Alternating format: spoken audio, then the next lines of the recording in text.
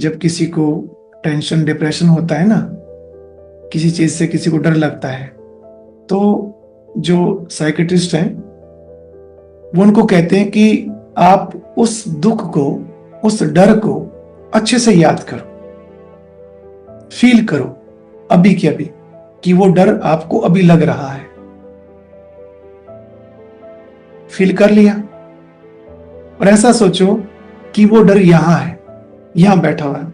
लौकिक दुनिया वाले भी ऐसा बोलते हैं।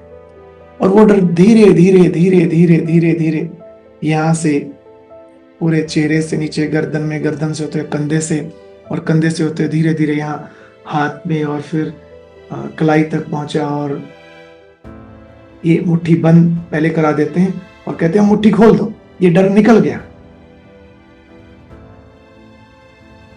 फिर वो दूसरा फॉर्मूला अपनाते हैं कि ये तो आपने डर निकाल दिया एक हाथ से, अब दूसरे हाथ से अपने को शक्ति दो, अच्छी अच्छी स्मृतियां लाओ। फिर वो क्या करते हैं, कहते हैं ऐसा फील करो कि ये हाथ, हम ऐसा सोच सकते हैं कि इस हाथ में बाबा की शक्तियां, बाबा की किरणें पड़ रही हैं। एकदम शक्तिशाली हाथ हो गया। और अब ये शक्तियों को हमने ऐसे बंद कर लिया। अब ये शक्तियां यहां से होती होती होती यहां जा रही हैं, यहां जा रही हैं, और यहां जा रही हैं, यहां जा रही हैं, और सीधा यहां आत्मा में पहुंच गई। और मैं शक्तिशाली आत्मा बन गया। दिन में आज ये अभ्यास करना और फिर देखना, आपका योग बड़ा पावरफुल हो जाएगा। 2 बार करना आज ये। आप सोचिए, कोई एक बच्चा है, उसको एक व्यक्ति ट्रेनिंग दे रहा है आईपीएस बनने की, और एक व्यक्ति दूसरे बच्चे को ट्रेनिंग दे रहा है, उसी एज के बच्चे को, डाकू बनने की, चोरी करने की, लूटपाट करने की, किसी को मारने की। अब कहीं भी चोरी करने की ट्रेनिंग, बिना ट्रेनिंग के कोई चोरी कैसे कर सकता है? और बिना प्रैक्टिस के, बिना अभ्यास के, बिना ट्रेनिंग के कोई आईपीएस भी कैसे बन सकता है? उसके लिए भी कोचिंग लेनी पड़ती है। तो रावण भी कोचिंग दे रहा है, राम भी कोचिंग दे रहा है। अपने को दिन भर ये चेक करते रहो, मैं कोचिंग किसकी ले रहा हूं, कौन सी ट्रेनिंग ले रहे हैं हम, क्या बोल रहे हैं, क्या देख रहे हैं, क्या पढ़ रहे हैं। वो चीज बताती है कि किसकी ट्रेनिंग चल रही है अभी, रावण की या राम की। अगर मोबाइल में लगे पड़े हैं, कुछ का कुछ देख रहे हैं, तो समझो रावण आपको ऑनलाइन ट्रेनिंग दे रहा है। लगे रहो। और अगर योग कर रहे हो, मुरली पढ़ रहे हो, तो समझ लो बाबा के सामने बैठे हो, बाबा पढ़ा रहे हैं, योग सिखा रहे हैं, शक्ति भर रहे हैं। कितने ऐसे आए और चले गए जिनको साहूकारी का नशा था, खूब सहयोग करते थे, तो उनको रहता था कि हमसे पूछकर हर कार्य होना चाहिए, हमारे अनुसार चलना चाहिए, क्योंकि हम इतना सहयोग करते हैं, हमारा हिस्सा सेंटर को तैयार करने में ज्यादा है। एक तरफ हम, एक तरफ सारा जो आने वाली क्लास है वो है। तो ऐसा सोचने वाला भले सहयोग कर रहा है, परंतु ये विचार आया और गिरा, वो ठहर नहीं सकता। इसलिए अगर आप समझते हो कि हम साहूकार हैं, तो जब भी सेंटर पर जाएं, ये नशा बाहर ही त्याग कर जाएं। हम लेने आए हैं, देने नहीं आए। सेंटर पर यज्ञ में, ये भगवान का यज्ञ है, भगवान से लिया जाता है, और जो हमारे पास है वो उनका दिया हुआ है। ये विचार सदा रहना चाहिए। जो दे रहे हैं उनका ही दे रहे हैं, उनसे लिया हुआ। हम कहां से लाए थे? जबकि मालूम है खाली आए तो फिर ये कहां से आया इतना धन? कहते हमारे बाप दादा का है। बाप दादा भी कहां से लाए थे? थोड़ी विचार करने की बात होती है। अगर थोड़ा सा भी इन बातों पर विचार करें तो अहंकार आ ही नहीं सकता। इसलिए बाबा को 3 शब्द कहने पड़े, नहीं तो 2 शब्दों से काम चल सकता था। लास्ट टाइम, लास्ट मुरली के 3 शब्द याद करो, निराकारी, निर्विकारी और तीसरा शब्द था निरहंकारी। जबकि निर्विकारी में ये इंक्लूड है कि विकार रहित, कोई भी विकार ना हो। अहंकार भी एक विकार है 5 विकारों में से। जबकि बाबा ने बोल दिया निर्विकारी, तो फिर निरहंकारी क्यों बोलना पड़ा?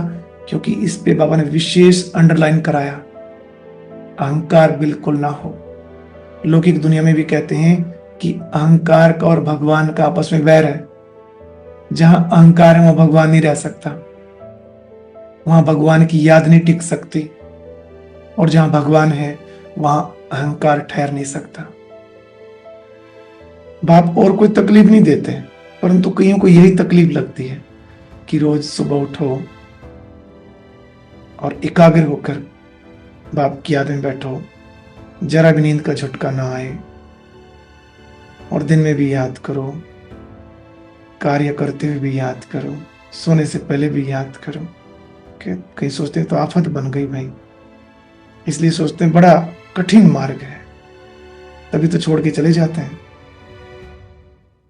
अगर किसी को सहज लगता, वो तो यहां रुके हुए हैं, जिनको कठिन लगा वो चले गए। इसलिए इसको कठिन मत समझो। बाबा ने बहुत सहज किया है, बस थोड़ा सा समझो बात को। सुबह अगर जल्दी उठना मुश्किल लगता है, इस कारण से एक ही कारण है, रात को देर से सोते हैं, और कुछ भी रीजन नहीं है। टाइम से सो जाइए और खान पान का थोड़ा ध्यान रखिए। खाना बहुत हल्का हो रात का, कम से कम 2 घंटा पहले खाइए, फिर सोइए। फिर सुबह उठकर आप देखिए, आपको बड़ा हल्कापन फील होगा। लेकिन विधि पूर्वक चलते ही नहीं, फिर थक जाते हैं, कहते हैं हमारे बस का नहीं है। आसान है, बहुत मुश्किल नहीं बनाओ। अगर ऐसे कोई पहली बार साइकिल पे बैठे और उसको कहे चलाओ, तो 1 कदम भी आगे नहीं बढ़ सकता, तुरंत गिर जाएगा। लेकिन फिर आप देखिए कि 1 पहिए पर, सर्कस में 1 पहिए पर ही कैसे साइकिल को चलाते हैं। सारा खेल अभ्यास का है।